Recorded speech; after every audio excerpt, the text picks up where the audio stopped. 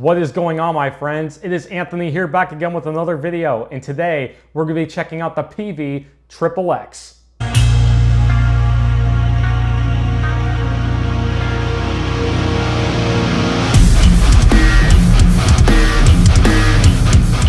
For those that have been watching me for quite some time now and have in the past, a lot of you know that I like to go into a bit of a backstory and give like a brief history about said equipment as I review it. So if you'd rather not hear me talk about that, no offense taken, I will put a timestamp here below. That being said, let's get started. So I've heard about the XXX series for a long time growing up, and to be honest with you, it wasn't until late 2024 that a friend of mine had a XXX, and I actually got to really try it for the first time. And through that experience, I was like, man, this thing's got like a boatload of gain to where it's like overkill. And, you know, take it for what it is. That could be a good thing, that could be a bad thing, depending on your taste and depending on how you set the amp. But going further, I learned that the XXX was actually going to be George Lynch's signature amp with Peavey. Before, I should say, it was released, George Lynch decided not to go with Peavey and went with Randall instead. And so Peavey was like, well, we made the XXX anyway, so we got to sell it. So they decided, you know what? We're just going to call it the XXX, and we're just going to make it a non-signature amp and let it be part of the Ultra series. And which I thought that was a cool part of the history. You know, I don't know why George Lynch didn't go with Peavey or end up going with Peavey publicly, at least as far as to my knowledge is concerned. But if any of you guys have any information on that, definitely comment below, because I would love to learn more about the history of the XXX series and how it came about. We're definitely going to talk about specs and other things without further ado. So what's really cool about this amplifier is it has 3 channels. You have a clean and 2 high gain channels. Now, one of them is called crunch. Don't let that fool you. This thing is a high gain channel. It is definitely not a traditional old school vintage crunch channel. I mean, of course you could back the gain off and get some cool light gain sounds, but this thing has got gobs of gain, and I mean like overkill gobs of gain, if I haven't mentioned yet already. And then the Ultra channel just has even more gain, so yeah, I mean, this is a really useful amp. And what's even really cool, I'll even, you know, attach a picture right here. There's even a dampening switch on the back, which allows you to switch from tight, mid, and loose. So what's really cool about that is, depending on the type of cab you're playing through and your personal taste, which preference does make a difference in this part, and you'll play a role in how you want the amp to respond and feel, you can select any of those, and it's really going to change how the amp feels or even sounds to you, to your ears. And I think that's a really cool, useful feature that other amps, some amps do have something similar to that, but not a lot of amps necessarily have that. And I think it's really cool that they put that into the XXX, especially an amp that is from like, what, the early 2000s. I mean, they don't even make this amp anymore, and it's really a shame. I think you guys have heard enough in terms of specs. That being said, I'm gonna now, you know, talk about what I'm going to do for the demo clips, and we'll talk further more. So before we switch over to the demo clips, we will be going from the XXX directly into my 2-notes captor going into my interface. I'll be showcasing all 3 channels with different settings. We will be using it with also an overdrive pedal here on and off, and I will even do my best to showcase the different 3 modes of the dampening switch on the back of the amp as well. Without further ado, I will see you guys on the other side.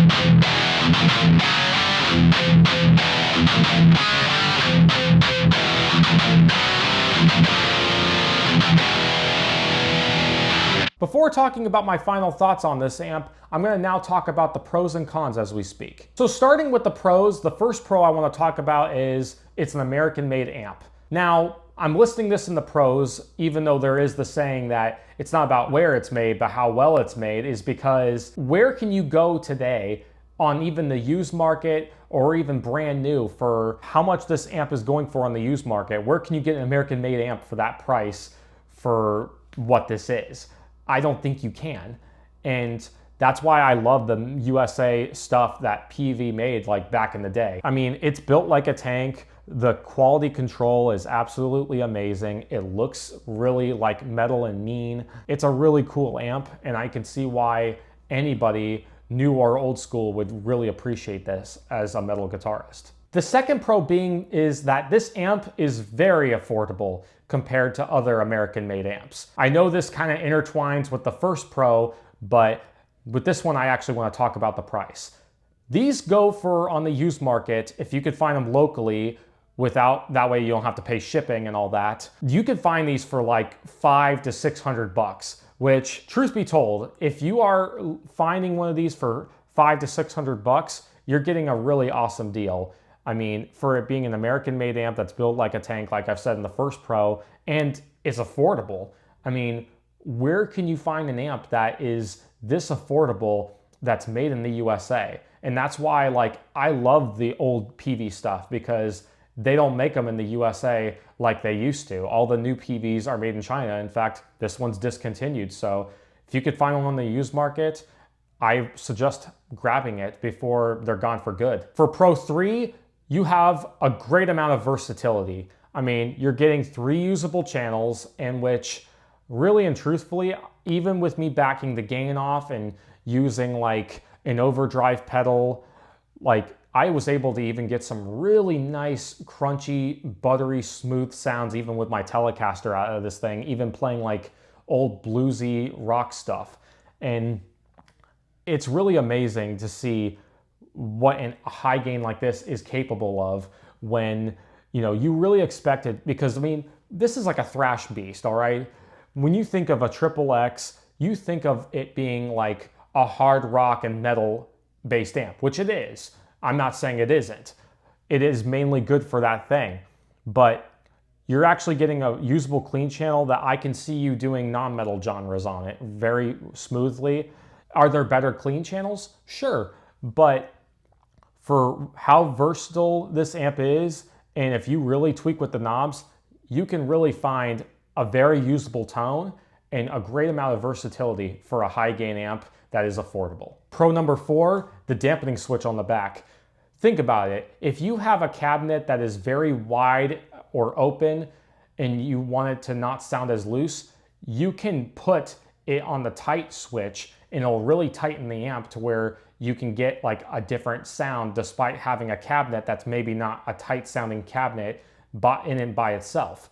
So that's a really cool feature to have. And then if you have a compact 212 that's a very tight cabinet with a certain speakers that make it sound very tight, you could put it on the loose feature and it'll open up the amp even more. It's really all about what your taste is, and this amp is not making decisions for you.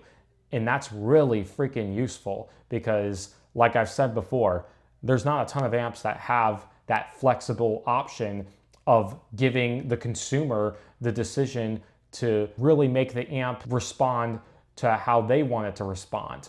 And I think that's an amazing thing, and I think more amps, expensive or not, should feature something like this. The last pro I wanted to talk about with this amp is the fact that it's very plug and play friendly. Now, although I love to use an overdrive pedal with this amp specifically when I back the gain down, I mean, really and truthfully, this is one of the few high gain amps where it's got so much gain in it that really and truthfully, even if you had the gain at either 12 o'clock or 11 o'clock and you adjusted the EQ to taste, you really and truly, you'd be covered because like this is not an amp where it's like you have to keep scratching your head and give it days to really get to know its personality. It's a very fast amp to get acclimated to and learn. Like the EQ is very responsive.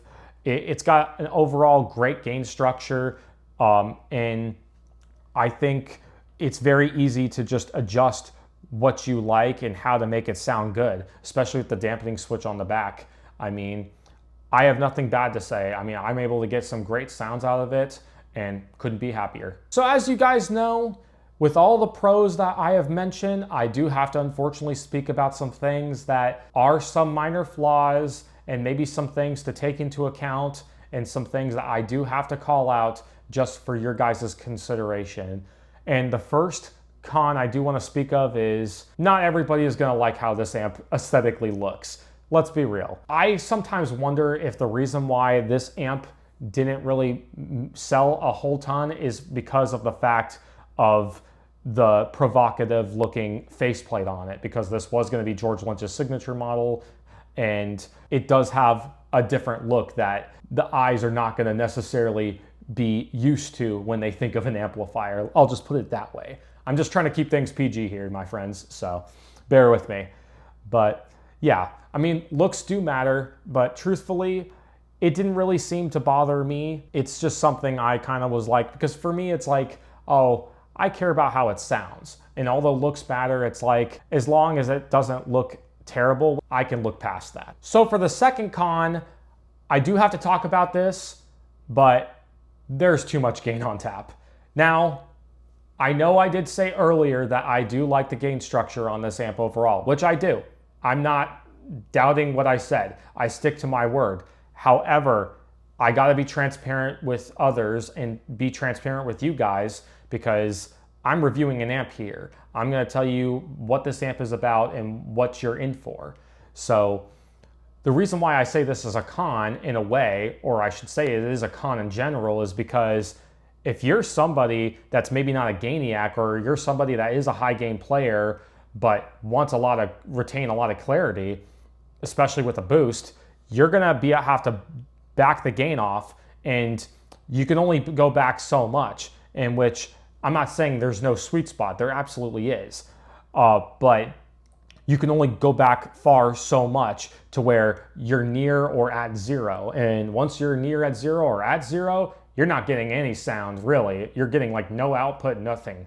So you really got to take that into account.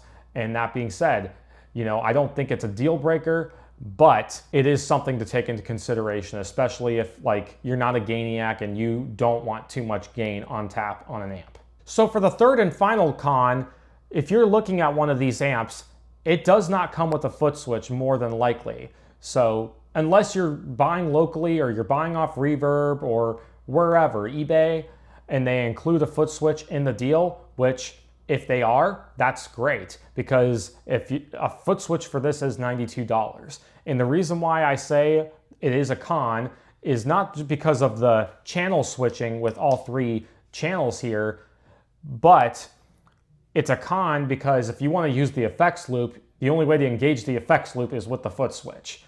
That's something I had to figure out after talking with my friend and trying to figure it out for myself. So if you are considering this amp, be sure to look for a foot switch, because chances are, if you're finding one on the used market, it may not include one. So wrapping up my final thoughts, I would give this amp a 9 out of 10 guitar picks.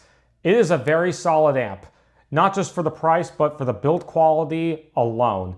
You're getting a made in USA amp that is reliable, that is made from one of the best amp makers in town, Peavey, and you're getting 3 usable channels that all sound great.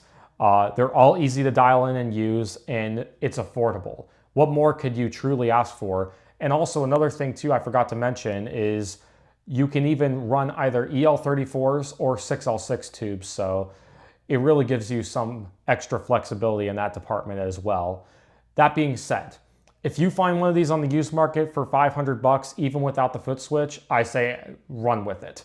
It is a great deal, and I don't think you'll be disappointed. If you are looking for one and you find one for $700 and it doesn't have the foot switch, then I'd say definitely try to get a better deal if you can. The most I would personally spend for one of these would honestly be 600 bucks without the foot switch. But if you're getting a deal with the foot switch, I'd say 650 or 700 bucks is not bad still. So that being said, those are my concluding thoughts. Thank you guys so much for watching. Appreciate all the support and all the love that you've given me on this channel throughout the years, and now that I've been back for a bit now. That being said, if you'd like to subscribe, be sure to do so right below. Hit that bell, leave a comment, share this with all your friends and family. I'm Anthony DeFilio, and I will see you in the next video. Take care.